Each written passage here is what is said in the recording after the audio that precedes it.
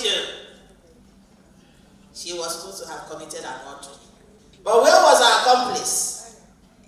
He was exonerated. The above example is typical of some things men have done in the past that put women at a disadvantaged position. That was how the president of African Women in Leadership Organization, Awlo, Violet Arene, kickstarted the conversation on how men can be more involved to disrupt the gender bias that has become so systematic to the detriment of national development. Men should stop from thinking that they can do it alone, as it cannot work this way in all aspects of life.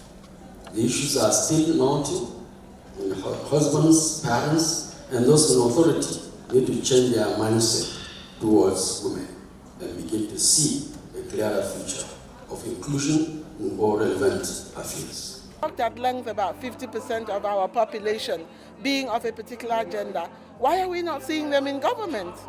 Why are we not seeing them in workplaces where they are contributing? Surely there are good women who can do this, but it's about how we identify, how we tap that talent, and how we grow that talent.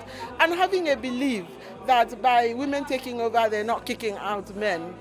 It's not enough to say you're not being given a chance. If you get a chance, do you create a chance for another person? Do you replicate yourself?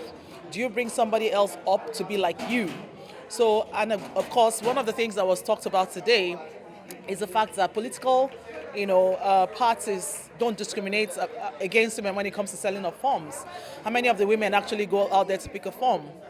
How many people actually raise their hands up to say, look, I want to be represented?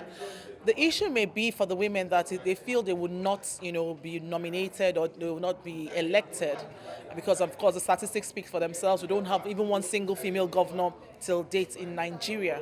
However, it shouldn't prevent us from trying, from going out there and then rallying around support that women should support women. Statistics also has it that the majority of the voters in Nigeria and somehow in the world over are women.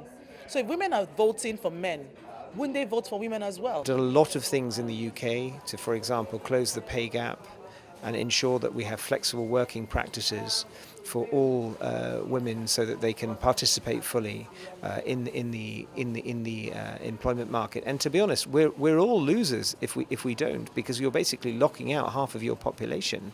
To unleash our economic potential, everybody has to have a free and fair opportunity. After hours of deliberation, the panelists came up with some recommendations ranging from improved gender relations, counseling, and empowerment of women in their areas of strength. Been pushing for gender parity over the years, but it seems like we have been crawling. So the take-home message today is that we should go back home and search for that which has been making us to crawl instead of to race in this agenda. We should begin to ask deep questions. Pursuing gender parity, people should not forget about the context. They should not forget about the peculiarities of where they come from. They should not forget about the cultural undertones. So maybe we have not been able to get it right. But in this summit today, people have been able to be exposed to the new ideas, new perspectives, and then the next line of action to take. Men has to be more committed in actions more than words. We have men, partnering with us, when we have men at the forefront, when we have men driving the conversation as well, it makes our efforts not to be futile. For example, you talk about the rape cases, you talk about the gender violence that is happening almost every day right now, but it can only change when men come out, when real men comes out to speak out against those abuses. I was constantly raped from the age of 7 till 14. I was beaten. My head was broken. I became my own shield with nobody to confide in. 2016, I was rescued earlier, but 2016, and America discovered me in the US, told me that this is my destiny. I need to write a book. I need to speak out. I need to be a helper for victims like me. My goal for the female child is very simple. We need to understand that the female child is very important in our society. This is why she needs to be protected. One of my goals and mission is to give her back her smile, her self-esteem. If she's not educated, I want to make sure she's educated. She needs to understand that suicide is not an option, and drugs is a killer. She should not do drugs. People often ask me, how can she overcome her pain? It's not easy, but the first thing she needs to do, one, she needs to forgive herself. Because when she forgives herself, she can be able to move on. Two, she needs to go for counseling. Three, she needs to speak out. Four, she needs to break that spirit of fear. Five, she needs to open her heart to trust someone she can always confide in, because victims hardly trust anybody. They don't fall in love. Then finally, she needs to open her heart to love, because love conquers all. With love, she can be healed. The event was spiced up with some dramatic display and musical rendition by Oge Kimono.